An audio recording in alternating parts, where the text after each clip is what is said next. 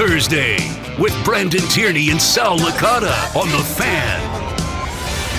Throwback Thursday, every Thursday at 12:40 with BT and myself. Today, we're reliving the strike of 1994, which took place on August 12th, I believe, almost 29 years ago. And I can't even believe that it's been that long, and there's plenty of memories that come along with it. Before I get into those stories, we have a cut from Bobby Bonilla, of all people, talking about, well, now this is after the strike had already been happening, right? It was just about to happen, and they were saying how would it feel to lose $31,000 per game. $31,000 per game. Oh, my goodness. Now, remember, keep in mind, who knew that Bobby Bonilla would then come back with the Mets years later and still be getting paid out to date in 2023, 30 years plus later.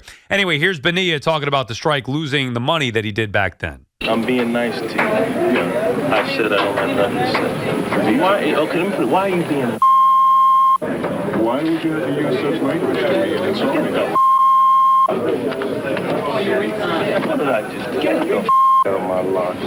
So this is pretty much your normal vocabulary and the way you lie? Pretty much. For Bobby, it's a normal vocabulary. And you got a problem with that? No, not much, but well, if you touch me. Well, come on. You make your move. No, you I'm not stupid.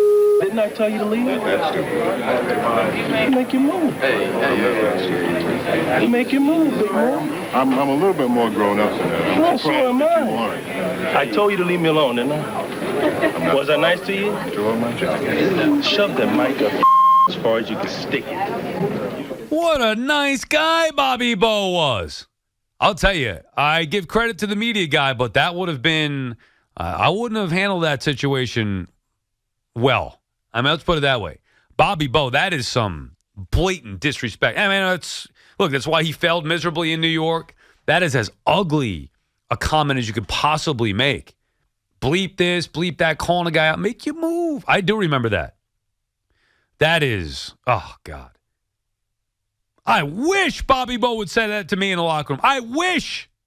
I'd say, no, you make your move. I'm right here. You make your move. I ain't looking for a fight. I'm doing my job asking a question. You got a problem with that? You make your move. Anyway, what I remember about the 94 strike, before we get back to your calls, 877-337-6666. I was 15 at the time. And I remember being naive to the reality of the strike and a work stoppage. I was going to games that year. I remember going to a game right before the strike, as a matter of fact. I think Rico Bronya did some damage, ironically enough, against the Phillies, I believe. You know, a team he would go play for. And I couldn't believe that baseball was going to cancel the season, the postseason, the World Series. I just couldn't believe it. I didn't believe it. I was such a nut back then. I was watching Sunday Night Baseball regularly with John Miller and Joe Morgan. And then they did. They pulled the plug on the season, and it gutted me. It ripped my heart. I was devastated and broken as a 15-year-old diehard baseball fan. And then I remember going to opening day at Shea the next year, 95, when it was delayed. Me and TV Vin, we went to all the games together back then. And we went to opening day at Shea Stadium, which started a streak for me of like 20-plus opening days, which has since been stopped. But anyway, the fans were running on the field nonstop, throwing money on the field, sliding into home, throwing money. I remember going up to Brett Butler, who was a new Met at the time in center field.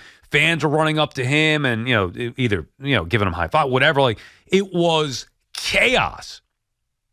If there's footage of that somewhere, I mean, I'd love to see that on YouTube. I was there, so I remember it.